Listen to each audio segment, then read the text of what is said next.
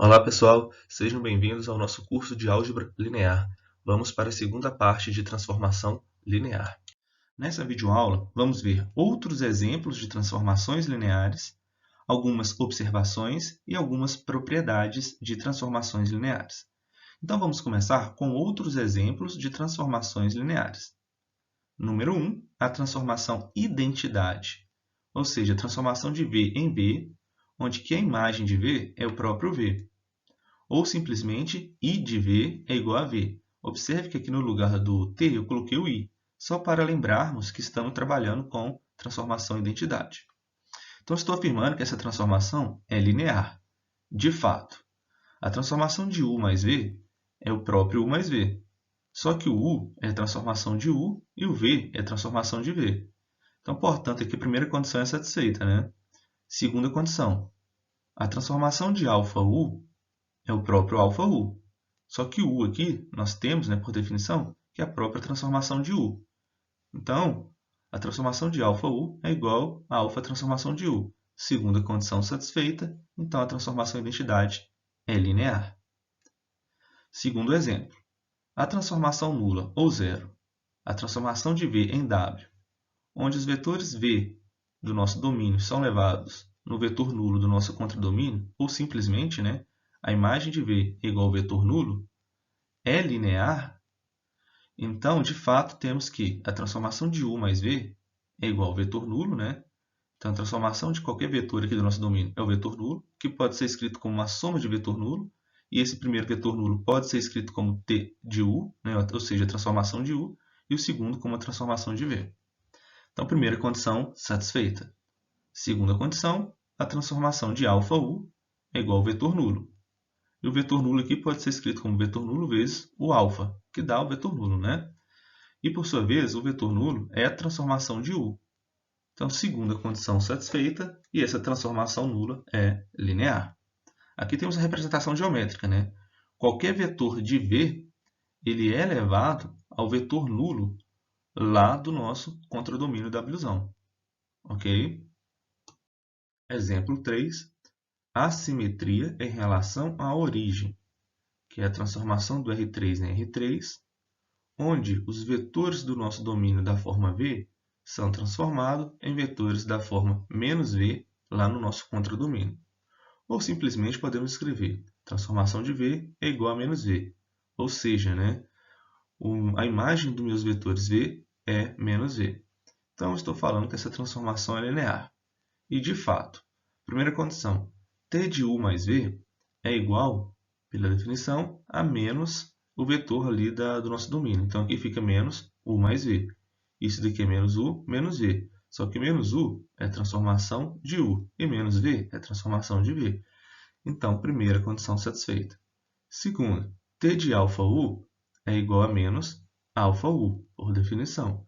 E aqui eu posso escrever isso como alfa, entre parênteses, menos U. E menos U é a transformação de U. Então, segunda condição também satisfeita. Essa transformação ela é representada por essa reta que passa na origem. Essa aqui é uma representação geométrica. Exemplo 4. Seja a matriz A formada pelos elementos 1 e 2, menos 2 e 3, 0 e 4. Ou seja, 3 linhas aqui e 2 colunas. Essa matriz determina a transformação do R2 em R3, onde que os vetores do R2 são transformados no produto da matriz A pelo vetor V. Ou podemos escrever essa transformação da seguinte forma. A transformação dos meus vetores V em relação à matriz A é igual ao produto da matriz A por V. Então, estou falando que essa transformação é linear. Nós vamos ver que, de fato, é uma transformação linear. Mas antes, quero fazer uma observação. Quando efetuamos o produto da matriz A pelo vetor V, o vetor V é um vetor do R2. E ele pode ser escrito como um vetor coluna de ordem 2 por 1. Assim, é possível fazer o produto da matriz A pelo vetor V. Ok? Então, vamos para a prova de que essa transformação é, de fato, uma transformação linear. Primeiro, a transformação de U mais V é igual ao A vezes U mais V. Estou usando aqui a definição, E aqui nós temos A vezes U mais A vezes V. Beleza. Só que o produto da matriz A por U é igual à transformação de U em relação a A, e o produto aqui da matriz A por V é a transformação de V em relação à matriz A. Então, a primeira condição é satisfeita. Segunda condição, a transformação de αU em relação à matriz A é igual a A vezes aqui o αU. Ok, o alfa é um número real, a gente pode reescrever da seguinte forma, né? Alfa vezes o produto da matriz A por U. Só que esse produto da matriz A por U, já sabemos que a transformação de U é em relação a A. Então, nós temos que a segunda condição também é satisfeita. Portanto, essa transformação é linear. Por fim, eu gostaria de mostrar que essa transformação é definida por, quando operamos aqui o produto, né, da matriz A pelo vetor V, nós temos essa seguinte matriz, que é a transformação dos nossos vetores do R2. Aí aqui pode ser escrito como x mais 2y, menos 2x mais 3y e 4y. Então, vamos ter duas formas para trabalhar aí com essa transformação linear, né? Observações. Letra A. Uma matriz de m linhas por n colunas sempre determina uma transformação linear T de Rn, n aqui o número de colunas, em Rm, m aqui o número de linhas, onde a imagem dos vetores do nosso Rn é igual ao produto da matriz A pelo vetor V do Rn, que é considerado uma matriz de ordem n por 1. Então, vamos ver aqui no exemplo anterior. Eu tinha uma matriz A, eram 3 linhas e 2 colunas. Então, era uma transformação aqui do R2, 2 colunas, em R3, 3 linhas, onde levávamos os vetores do R2 ao produto aqui da matriz A pelo vetor V. E esse vetor V, no nosso caso, ele era uma matriz de ordem 2 por 1. Né? A gente sempre olha o n, e o n é o número de colunas. Tá? Então, observação letra B. A interpretação geométrica da transformação linear no plano pode ser visualizada por meio do exemplo a seguir. Exemplo, seja o operador linear T do R2 em R2. Lembrando, se é um operador linear, o domínio é igual ao contradomínio. Definido por a imagem dos vetores x, y é igual a menos 3x mais y, 2x mais 3y. Se eu estou afirmando que esse aqui é um operador linear, aquelas duas condições são satisfeitas, né? A condição ali da soma de dois vetores e da multiplicação por escalar. Assim, vamos pegar dois vetores, u e ver, de fato, que a primeira condição é satisfeita usando dois vetores quaisquer. Temos que o t de u, que é igual a t de menos 1 e 1, onde tem o x, vocês vão colocar menos 1, onde tem o y, vocês vão colocar 1. Fazendo as contas, vocês vão encontrar o vetor 4 e 1. Já o t de v, que é o t de 0 e 1, vocês vão encontrar o vetor 1 e 3. E para a transformação de u mais v, primeiro você soma os dois vetores aqui, né? U mais v. Menos 1 mais 0, menos 1. 1 mais 1, 2. Então, a transformação de menos 1 e 2, vocês vão encontrar que é 5 e 4. Então, olha que interessante. O t de u mais v foi 5 e 4. E o t de u mais o t de v, quando você soma, olha, 4 mais 1, 5. 1 mais 3, 4. Então, o t de u mais v é igual a t de u mais t de v. Então, tinha que dar certo, né? A interpretação geométrica. Aqui nós temos o vetor u, menos 1 e 1, e o vetor v, 0 e 1. Quando a gente soma esses dois vetores, vocês vão encontrar esse vetor aqui, olha, que é o vetor menos 1 e 2. Agora, a transformação de u está aqui, né, 4 e 1, e a transformação de v está aqui, 1 e 3. Somando esses dois vetores, vocês vão encontrar o t de u mais v, né, que é o vetor 5 e 4, que é o mesmo que o t de u mais o t de v. Observe aqui que o t de u mais v é diferente do u mais v, né? O t de u mais v é igual ao t de u mais t de v. Então, só ficar atento em relação a isso. Nós acabamos de ver que se é dada uma transformação linear, a primeira condição é satisfeita, mas o nosso objetivo foi visualizar um exemplo específico e olhar geometricamente. Então, nós vimos que a primeira condição foi satisfeita para o exemplo dado, e agora vamos pegar um outro exemplo usando a segunda condição. Então, se multiplicarmos o vetor u por 2, por exemplo, poderia escolher qualquer outro número real, sua imagem t de u fica também multiplicada por 2. Então, de fato, olha, t de 2 vezes u é igual a t de menos 2 e 2. Onde tem x, vocês vão colocar menos 2, onde tem y, 2, e esse resultado vai ser 8 e 2. Agora, 2 vezes t de u é igual a 2 vezes t de menos 1 e 1. O t de menos 1 e 1, nós já sabemos que é 4 e 1. Então, multiplicando aqui, vocês vão encontrar 8 e 2. Resumindo, né? O t de 2 e u é igual a 2t de u.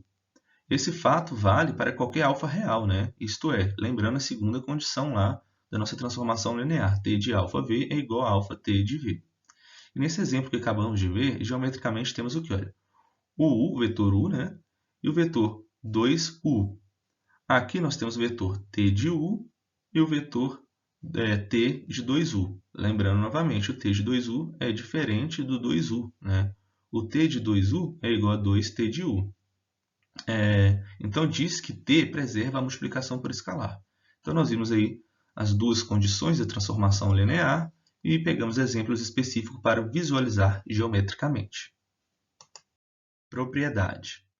Se a transformação de v em w for uma transformação linear, então t de a1, v1 mais a2, v2 pode ser escrito como a1, t de v1 mais a2, t de v2. Para todo v1 e v2 pertencendo ao nosso domínio e para todo a1 e a2 valores reais. De forma análoga, tem-se que a transformação de a1, v1 mais a2, v2 mais reticências mais an, vn pode ser escrito como a1, t de v1 mais a2, t de v2 mais reticências an, t de vn. Para todo VI pertencendo ao nosso domínio Vzão e para todo AI pertencendo aos conjuntos dos reais. Isto é, né, pessoal, a imagem de uma combinação linear de vetores é a combinação linear das imagens desses vetores, com os mesmos coeficientes.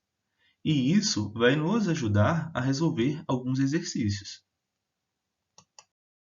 Suponhamos que o conjunto formado pelos vetores V1, V2, V3, reticências, Vn, seja uma base do domínio Vzão e que sejam conhecidas as imagens t de V1, t de V2, reticências, t de Vn, dos vetores dessa base.